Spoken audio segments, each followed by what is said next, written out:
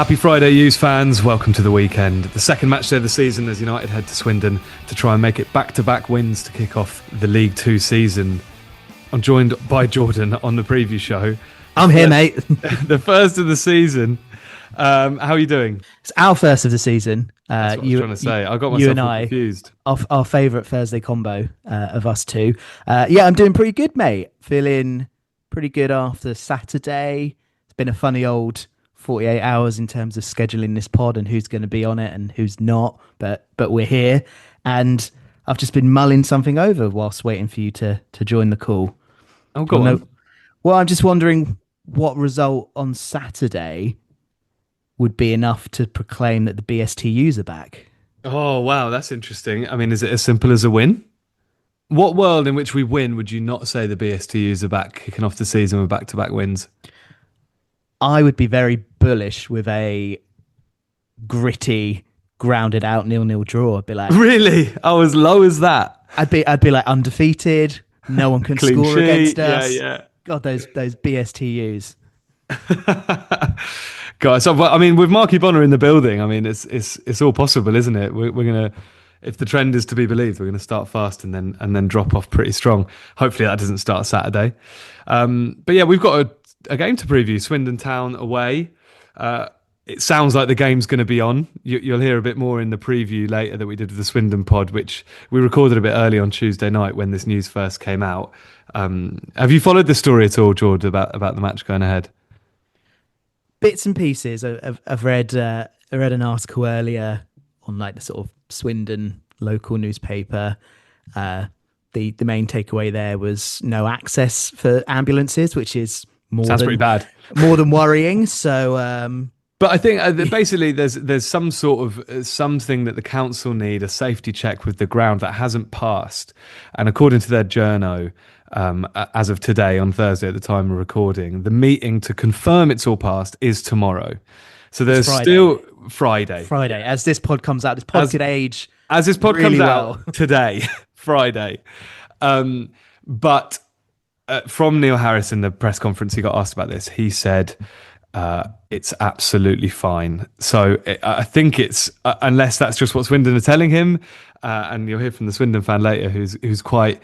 I think a lot of the scepticism just comes from the fact that they've got this owner, Clem Morfuni, who's a bit of a case, shall we say? They've had a lot of troubles with him in the past, and there's a few fan groups against his sort of regime in place at the moment. So yeah, it sounds a bit like sort of shrouded in some sort of mystery, but I think from what Harris is saying, it's fine. Do we believe Neil Harris if he tells us something is fine? He'll tell us one thing post game, then be on his way to Millwall the next morning. So look, he wasn't specifically asked, "Are you leaving tomorrow to go to Millwall?" I've got to give him that. One thing that I did notice with the coverage that I have looked at on X, good content there, and this article about the Swindon situation is the supposed cost to sort of get everything back on track. Yeah, this was a mere 250k. This sort of felt like a headline to me. 250k. Now, what might cost 250k or there and thereabouts? Have you got any ideas? How could we help out? We'll rub your back, you rub ours. Genuinely, for a second, living in this sort of like video game world, I did think like, well, surely like that's in the public domain. Just ask the question. Just say like, all right, we'll pay 200 grand for Harry Smith then, and then get the game on Saturday. And like, it's as simple as that, surely. I mean, that's obviously not how it works. What else did Harris say in the presser? Lavery, fairly predictable news. Very unlikely that we'll see him until the end of the month at the earliest, probably September. Jord, I'm not sure how much you caught of the presser, but kind of slightly worried me the way Harris was very open about being unsure on how to treat Shane Lavery's consistent hamstring injury. Yeah, he spoke a lot and used language which basically insinuated that this would rumble on all season. So whilst there was a lot of positives in there, about how well we've looked after him at the tail end of last year and how well we've looked after him this summer, and even Lavery has been forthcoming and saying that the care and the plans have been great. It's a worry that if we've got really good wraparound care and plans, and yet those hammies still ping. It is a worry. But yeah, the language was there that Harris is, he's made his peace that this isn't just going to fix. It's not going to be a case of, right, well, he's back. He was talking about realistically September. He wasn't of the opinion that he's back in September and that's him done for the year and he'll be available for the remaining games. So it is, I guess on one hand it is a worry, but then also is it maybe quite refreshing that he is just aware of what it is and isn't going to try and pull the wool over our faces or anything like that. But Harris was full of really positive language about Lavery, his role in the team, his importance to the team. And I just found that fascinating because I left Saturday several feelings about what I'd seen in the 90 minutes prior, but a part of me was like, well, how does Lavery get back into this team? If you keep that 4-5-1 formation, quite simply, he doesn't get in.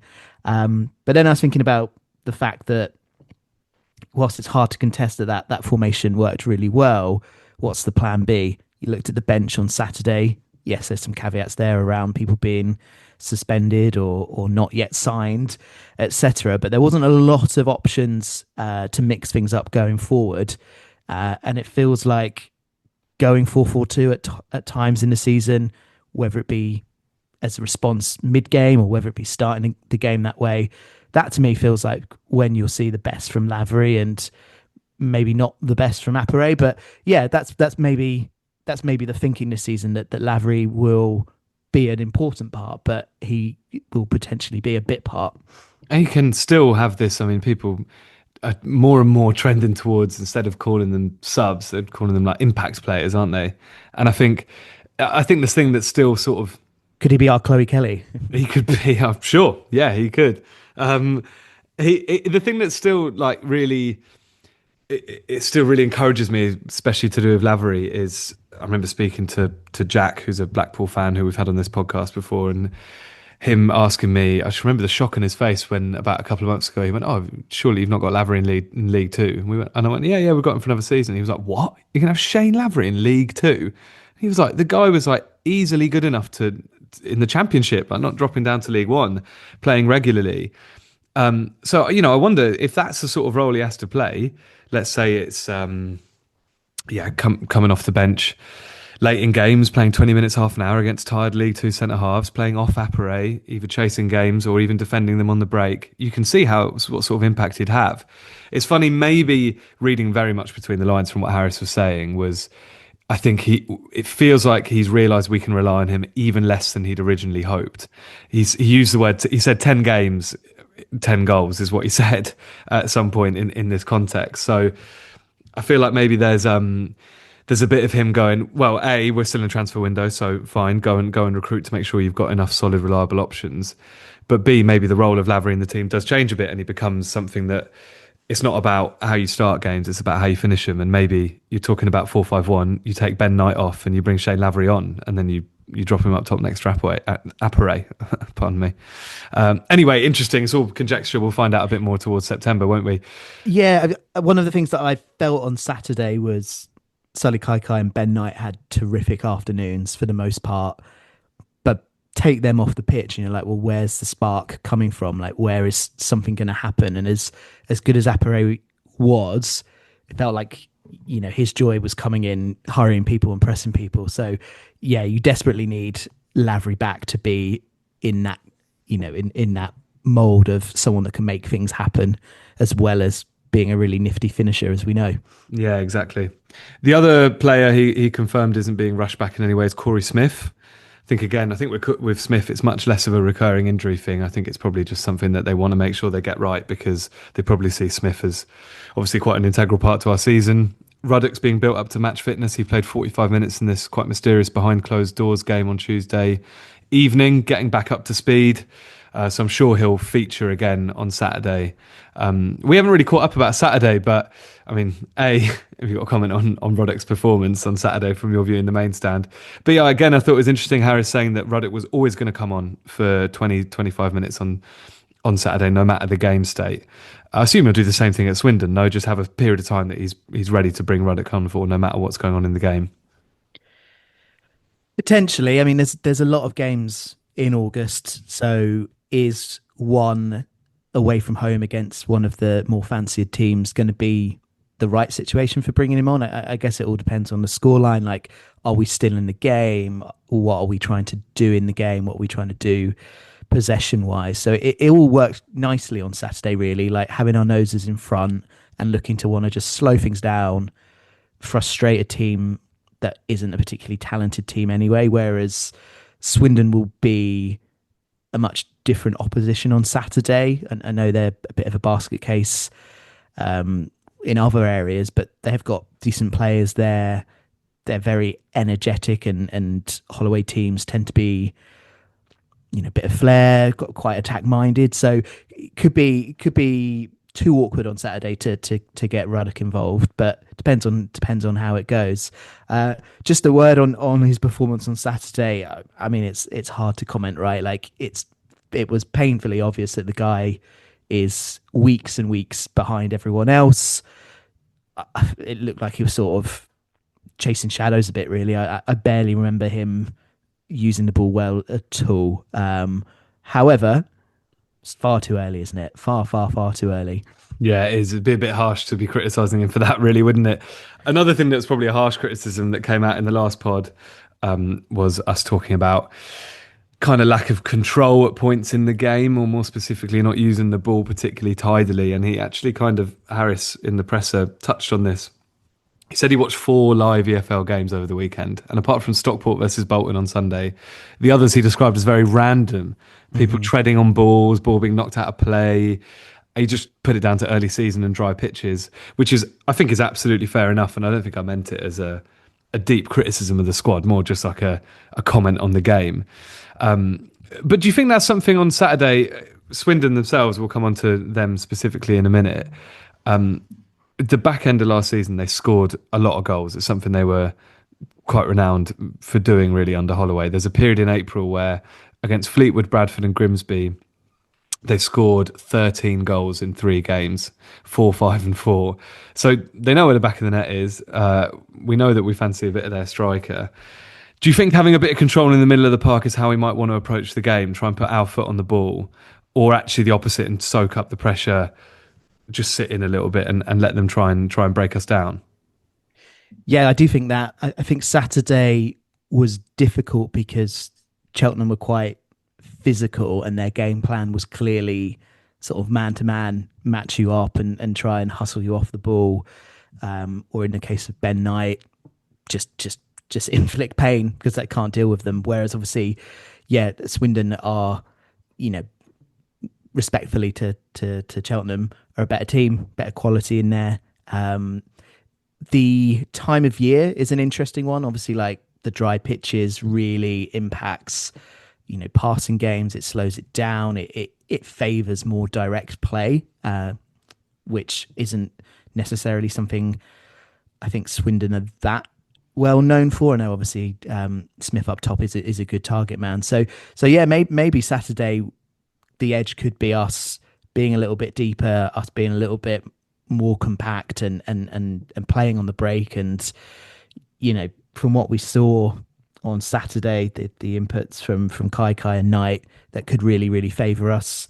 One of the things that I don't know if you and Tom mentioned on the review pod was just the word for Brophy. I thought he was really quiet in that inverted, Yeah, he was right-sided winger role. So I don't know if they'll consider maybe mixing that up to sort of better stretch the game.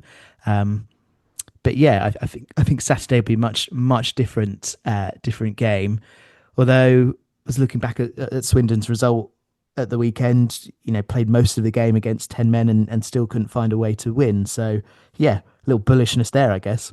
Yeah, it must be. With the wingers, that is an interesting thing, and something that Freddie wrote an article this week for the UTAS website for the Nutters that obviously you should go and subscribe, £5 a month, over at undertheabbeystand.com. But he wrote a piece, just 8 things that we learned on opening weekend, and in there is both, I mean, amongst other things, there's a note on Purrington, and something that struck me when I was reading it was this balance of the wingers with the inverted wingers. You've got Purrington, who barely went beyond the halfway line, it felt, and was very conservative. and then Kaiko in front of him, who has got some defensive frailties that we've seen in the past. So there's kind of perfect cover there. And then the other wing, you've kind of got the opposite thing where Brophy's very one-footed, or it feels very one-footed.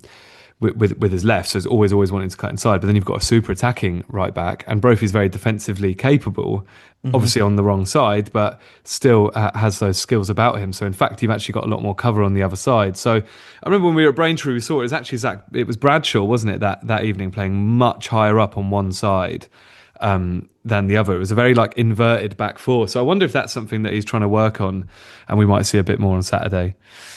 Anyway, should we find out a bit more about our opposition? Yes, please. I spoke to the Loathed Strangers pod. It's about that time that we get a fan preview, use fans. This week I'm joined by JR from the Loathed Strangers, Swindon podcast. How are you, mate? Yeah, I'm all good. How are you? Yeah, I'm good, thank you. We've our two clubs have had a bit of a summer of it. I mean, there's the obvious Harry Smith saga that we'll go into in a second. But before that, something that's just come out kind of before recording, or at least been brought to my attention, is first question is the game on Saturday going to go ahead?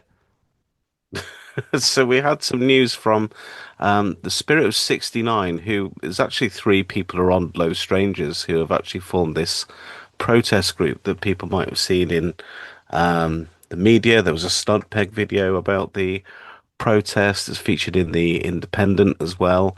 And things on that have been quite quiet. Obviously, doing the podcast, two of them are ex-Trust members as well, so they're fairly well informed and connected and have a lot of ears. And they dropped that the club had been given a six-figure repair bill of urgent works that need to be done to make the ground safe. Had like a surprise assessment, it seems, and this was landed on them. And this has been confirmed by various journalists, including Joe Acklam, who I do our preview show with, who works for the Swindon Advertiser, that this has been something that they've been looking into for a number of weeks because they've had the same information or the same whistleblower. But Spirit is going to put that into the public domain. Then just this evening, Swindon Councillor Jim Robbins, who I think is one of the bigwigs of Swindon Council, has chipped in to confirm that that is the state of play. And then the club have made a statement saying that most things are done or will be done by by Saturday, which is not very reassuring because that is about as ambiguous as possible. It sounds like, from the outside looking in, I know that you've had a lot of ownership troubles over the past few years. When they put a statement out, the club that is saying everything's either done or on, I think, what's the wording, on schedule to be completed by Saturday or something along those lines. Is there faith that will happen? Well, I think from the last time that you guys would have come to the county ground, I think you'll definitely notice that there is a bit of a difference. I mean, some things have been, maybe quickly buffed up, but in a kind of cowboy sense of the word. There's lots of veneers and stuck on things that make it look well, but the concourses are still quite dim and dingy. The toilet facilities leave a lot to be desired, and any female listeners should just be thankful that we still don't have a camera pointing in the ladies' toilets after last season. So it's not been the most hospitable place for a while, and it's surprising to say that it was only a couple of months ago that it went to a vote because, of course, the club is run by a joint venture with the trust and with the club itself, the ground that is. So it's been brought in 50-50 ownership, and so it had to go to the trust membership to be voted on for directors' boxes to go in our newest and most complete stand. And they've lost that vote for the simple reason, I think, is that for a lot of people they might have liked the plans or saw the merit in the plans, but thought priority should be everywhere else. And judging by current form, not a lot of expectation that it would be done. Wow. Wow, well, okay. I guess at this stage we can't really say much more, but let's hope that all that work gets completed and A, the game goes ahead, and I guess B, that we can all be there to see it. If a game does go ahead, let's talk about that. Let's start with the only place that I think is possible to start, which is your number 9. I did have a little chuckle to myself when I read this article about the ground, and there's a line in it which says, it's understood that £250,000 worth of work was required. And a part of me thought, maybe that's about the sort of figure that might finally be accepted. I don't know if there's any truth in that. Do you think I mean, let's address the transfer saga. Obviously, two bids. I think the second one reported at 120,000. Do you think it's a question sitting here now on the 5th of August of whether it's us or someone else, the right figure being put in front of Ian Holloway and the owners, or is Harry Smith just that valuable to you that genuinely, as Holloway said, no offer would be high enough? It's interesting, isn't it? Because a lot of people are asking, and there's been interest in Harry Smith, there's been interest in Botan Amin, who's, a teenage sensation that's getting a lot of interest from championship clubs that's being rebuffed. And a lot of people are coming to the conclusion when they're hearing about this bill and this being about, urgent safety repairs, then why are we turning down these sorts of bids if that needs to be repaired? I think there's not a lot of collective thinking in the board of Swindon. They've got a very thin skeletal staff structure, and I think that they think that maybe some things can kind of be put off or can wait till later. The phrase like robbing Peter to pay Paul might seem a bit disingenuous, but that does seem a bit like a business operation. So I know Ian Holloway is very steadfast. He said not even Man City could No, get no, yeah, Harry Smith. And of course, we were all concerned because, of course, he's got that Neil Harris connection from Millwall days. I think that was the person who gave him yeah, his first big deal, yeah, start.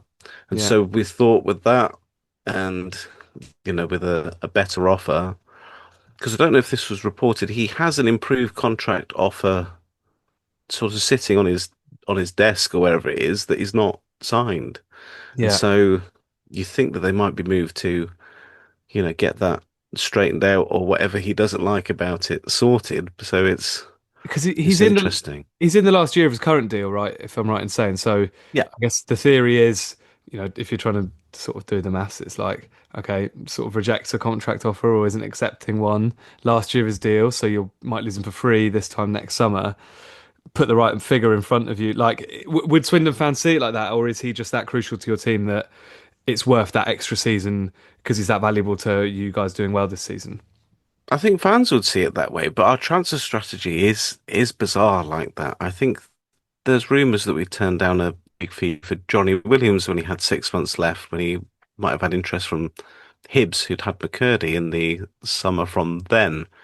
And we didn't move from that, and we pocketed, I think, the fee for money because he made a World Cup squad, and then that was that. But that same window, where we had Louis Reed, who wasn't going to sign a new deal, we let him go for what I think that Nigel Clough had disclosed was £25,000, which is peanuts. He's made like his 100th appearance like last weekend, and he's ever present in their team, and I don't think they would Yeah. take him for 10 times that. I think we've got a very bizarre strategy to those kind of things. I mean, he when he'd come from us from Sutton, and this was the second time around as well, so we like a bit of nostalgia.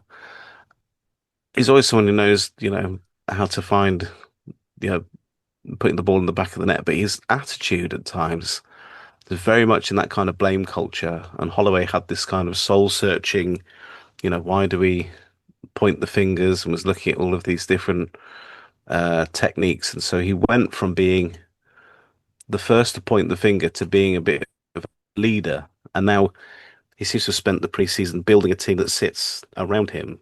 So to lose him, I think for Holloway would be, a big line in the sand. So I think that might be where it ends. And it seems like, you managed to get a number nine in who, got your goal on the weekend, so you can't miss him that much. Well, Harris has actually said that he's still in the market for a striker, and we've had a few bids from Cheltenham turned down for their striker. So I don't think we're quite out of it yet. But you're right, we did pay a fee also for Apre who scored. So I also assumed that the saga, if that's what we can call it, was done. Um, um, but yeah, what's he like as a player? Because obviously we're gonna not just in terms of whether he plays for us in the future, but for Saturday as well. You obviously described his leadership there, but on the ball, off the ball, what is he like? Or he'll be harangued, and he'll make a nuisance for the ref. I feel like sometimes I wouldn't say that he's, someone who's looking for penalties or a diver, but he does seem to get, a bit of extra attention all of the time.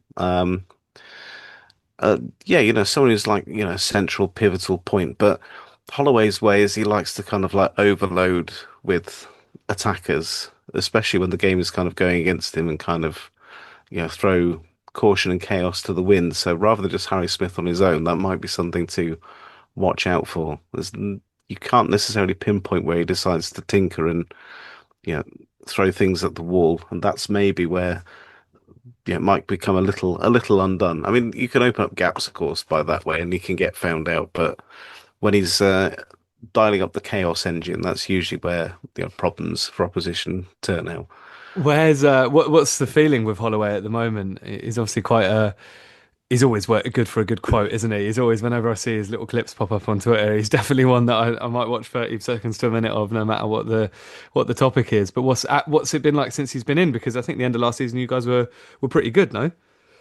Yeah, it was a big upturn. I mean, he's huge. You can't even, I mean, even Grimsby fans who, really have it out for the guy, Yeah. they wouldn't deny like he's a great man motivator, and being a motivational person is kind of how he likes to see himself. He seems quite, you know, people orientated. There's a real cult of Holloway almost building in the pre-season. We had quite a showy pre-season of, beating the non-league teams around us and having a couple of competitive friendlies, but I don't know if we were necessarily as prepared as other teams in the league. So I think that last weekend, part of that felt a bit like a slap in the face or a reckoning for people who thought that everything was going to be easy. And when you're coming up against Walsall, who, were the front runners for so long and still made the playoffs, I don't think you should necessarily expect that it'll be a walk in the park. But yeah, Holloway has been given the keys to Swindon. Regardless of whoever it is, it's really important or crucial that there's less interference, as I've said already. Like the transfer strategy was kind of a bit erratic and not really make any sense. That's ins and outs. We're going for a lot of um, ex-academy players, but they're not really having a development plan or anything like that for them. So to have one person who is the focus and the oversight seems like a sensible way to go. So even the cynics and the true believers are all on the same like song sheet of saying, give it to Holloway and let him do the football operations and just trust that. And so is there a lot of excitement for the season? I mean, you mentioned that Warsaw opening day, which I think you lost 2-1, is that right? Yeah. Playing against 10 men, so maybe a bit of a disappointing start, but a few people quite fancy Swindon. Is that sort of shared with your fan base? It's I read with real interest because you of course look at all the predictions and where people are placed. I've seen a lot of people wrinkle about poor old Gab Sutton's placement of putting us about 17th. But when you actually read his preview, like it could be anything from 7th to 17th, and that all depends on how well resourced and how well backed he is. I mean, we have young players that people in the championship are interested in. It might be difficult to keep them because, of course, their heads might get turned, and it's sometimes difficult to dig in. We kind of expect for that, but if our trust and faith is put in Holloway and his team in getting a team together, I feel like we should be able to compete for promotion, and that the club should be looking to compete this year and not just. I don't think that there's going to be appetite or tolerance in the fan base to have another year of mid-table mediocrity. Yeah. So the patience might run out eventually. Yeah. What other players should we be looking out for then? Obviously, apart from Smith, who else is there that Used fans should keep their eye on? So a lot of people are buzzing from pre-season onward from Joe Snowden, who's filling in at that left back, left wing back kind of position. That's usually where Joel McGregor would be, but he's making that his own, making a case for himself while he's out injured. And it would probably be remiss for me to say that you'd probably see an eventual appearance of the king of non-league, Jake Tabor, who has impressed in pre-season. Jake Tabor was playing in like my neck of the woods 'cause I actually live in Buckinghamshire, so he wasn't playing that far away at Amersham Town.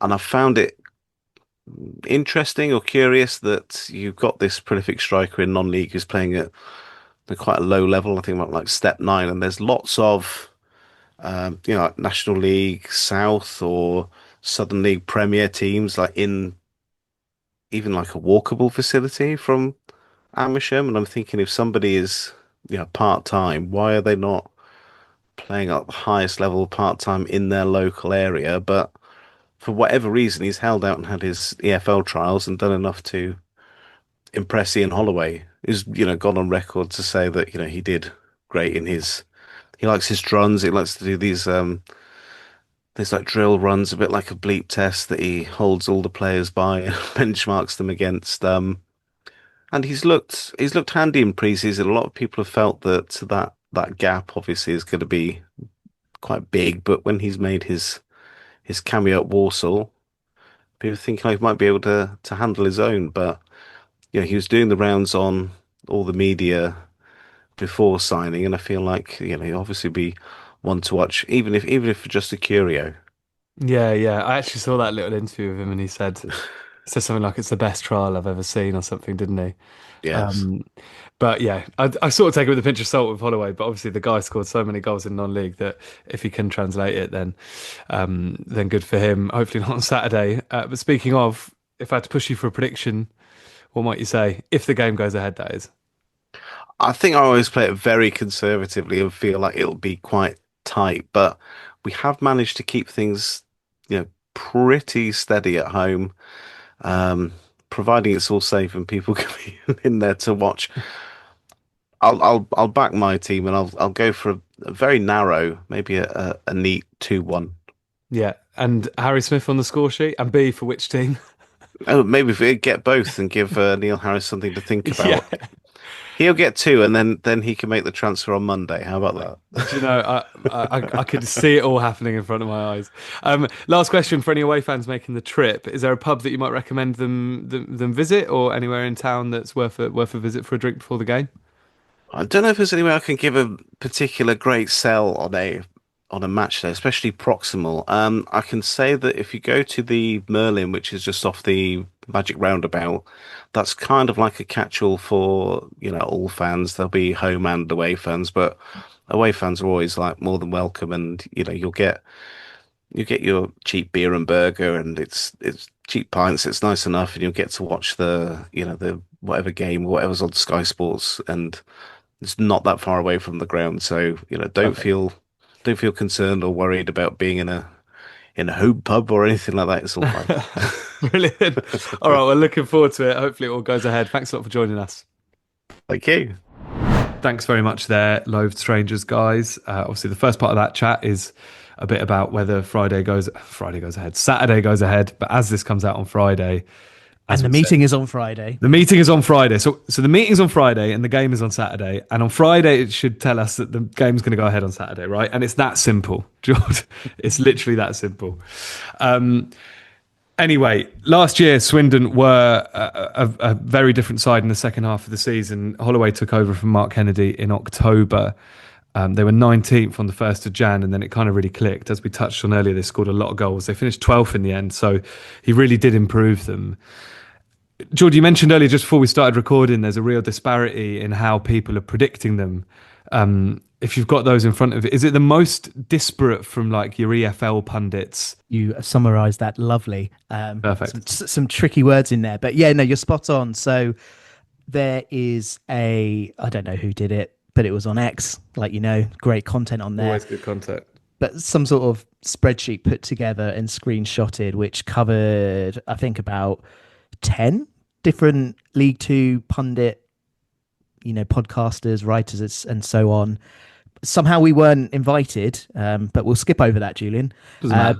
But some big names in there, like not the top 20, and then some more sort of niche to the level like Gills in the Blood, who we've spoken to before. So yeah, across that, yeah, Swindon and Barnet are the two teams that have got the biggest range in league position where people have called, have thought they might finish. So you've got some people thinking Swindon will finish as high as third, and then you've got my friend and yours, Gab Sutton, thinking they'll finish as low as 17th. So it just goes to show them alongside Barnet are the kind of team people just aren't sure at this stage. Could go one way or could go the other. And I guess for you and I, previewing the game, it doesn't help that their opening day fixture was away to one of the other fancy teams in the league. So we can't really take too much from them losing to Walsall, because Walsall will be a top side and will be in the playoff mixture, you assume. And also playing against them for what, 70 minutes with 10 men, like as in Walsall were down to 10 for I think 70 odd minutes of the game. So it makes it really hard to know like who's going to control the ball, because obviously you'd expect the game state to be that Swindon control the ball. So even this season, it's hard to learn anything. Julian, are you sitting down? Because I hate to break it to you, but I lied. There's actually 3 teams that have the same large number of range difference between them. Do you want to guess who the third team is? Is it us? It is those tricky U's. Yeah. There's a podcast called The Lower Tiers, which I'll be honest, which I've always rated as my favourite EFL podcast. Is that because you're looking at the document where they predicted us to finish second? Yeah. I've always really rated their content. I think those guys are pretty spot on with this sort of stuff. Yeah, they really know what they're talking about. So go follow them. Don't pay £5 a month. No, that's a bit much. No. Yeah, and there's only one place you should be paying £5 a month, and that's not the top 20. No, no, that's it. But yeah, unknown entity from Swindon. We know much about what their summer was like? Were they able to hang on to players? Obviously, we went after Smith.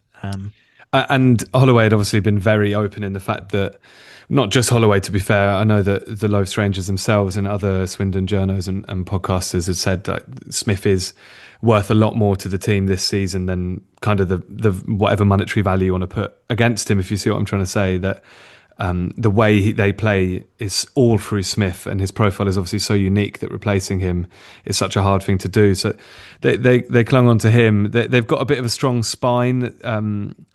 Connor Ripley, Will Wright, Gavin Kilkenny and Smith are their 4 sort of key players, as pointed out in the previews and that we did before the season. It's kind of, it feels like it's one of those sides, as they just said in the preview, that can finish between 7th and 17th, and no one would kind of be surprised. They're a really tricky team to preview. I think there's 2 players that I just want to point out for their sort of quite unique stories. The first is, I don't exactly know how to say his surname, Jake Tabor, who they signed from Swindon Town. His career is like, it's an incredible list of clubs so far, in the sense that we're previewing a team who have a player who played for Swindon Town last year, Rayners Lane, Leighton Town, Northwood FC, Harpenden Town, Oxhead Jets, Berkhamsted FC, Crawley Green, which is some career run, you've got to say, in the space of 4 years. Obviously a lot of loans in there, but this guy's sort of been trawling around the depths of non-league. He's only 21 or so, and he scored, roughly like 1,000 goals last year or something crazy. And there's a good little clip you can find on X of Holloway talking about him and his trial and saying, I've never seen a trial like it. He broke all the running drill records that we did, like the bleep test records pre-season. And he's someone they're really excited about. He's obviously a massive unknown entity, because, can he turn his form into league form? Someone that did that for Swindon is Charlie Austin in the past, so they've got sort of pedigree in doing that. That's one. And then the other kid is Botan Amin, who's come through their academy as a young winger, who is a real starlet for them, and I think they're really desperate to keep hold of him this summer. So they're 2 players to really, really look out for. But yeah, tricky wingers makes me think of one thing: James Gibbons. could be them. Could be a Gibbo afternoon Saturday. Yeah, it could be. It's interesting that Harrison the Presser specifically called out Harry Smith as a top-level League Two player. Very glowing of him there. Sort of, I don't know how he did it without a little smile on his face, because I think we all know, Neil. Don't lie. There might have been a leak or 2. Well, it'd be very, very fitting, very Cambridge United, for him to pop up and score on Saturday in a real come-get-me performance. Yeah, I think it'd be incredibly fitting if, as he said in the preview there, Smith scores, wins the game for Swindon, and then signs for us a week or 2 later. That would be ideal. What about the lineups then, Jord? Do you think we'll go unchanged? Kachunga's back. That's maybe basically the only possible change you could make. It's hard to argue with changing a winning formation, right? A lot of what went on Saturday was good. Even the early phases and the closing phases, where you can raise questions and discontent, we still looked pretty solid. Add into the mixer no new signings and no real sort of people back from injury other than Kachunga. I feel like it would be a bold move to mix it up and to change the formation. So at the top end of the pitch, I didn't see all of pre-season, but when I hear Neil Harris talking about how Kachunga had a brilliant pre-season, I think he might be a little bit too a little bit too optimistic and bigging up his team to keep morale going. But that's good. That's a good trait from a head coach. I don't think I'd bring Kachunga in to play sort of behind Apare, not in this game. I think we'll be sort of maybe a little bit more playing on the break and playing out of possession, and I think that's where maybe Ben Knight in that number 10 role can find some pockets and maybe pull some strings. So I wouldn't be tempted to change it at the top end of the pitch. Then you go to the back end of the pitch. Obviously Job got minutes behind closed doors, but Harris was really, really glowing with Morrison and Watts, not just on Saturday in the presser, but towards the end. He mentioned the latter part of last season and not conceding many goals against some tough opposition in League One. So I don't think there'll be any changes. The only one that I think might come in is the one that I just mentioned there about Gibbons coming in at full back and maybe we dig in a little bit and we aim to be a little bit harder to beat, and maybe Bennett comes on later in the game. Yeah, I agree with all of that. With Ben Knight especially, it's after that performance Saturday and with the clear quality he's got, if he's not injured, don't drop him. He could be a difference maker. So, agreed. What's your prediction? I was thinking about this earlier. Swindon away. I was like, why do I have a memory of Swindon away? And then I remember Boxing Day 2019 being at my mum's. I made a call to not go to Swindon, tucking into a lovely Boxing Day dinner, and United were 3-0 down at half time. Yeah. And then I chuckled about whether I bring this up on the pod or not, because I feel like that's the kind of game that your good self or Tom Walker would have been at. So I wanted to check on that. Were you there that Boxing Day?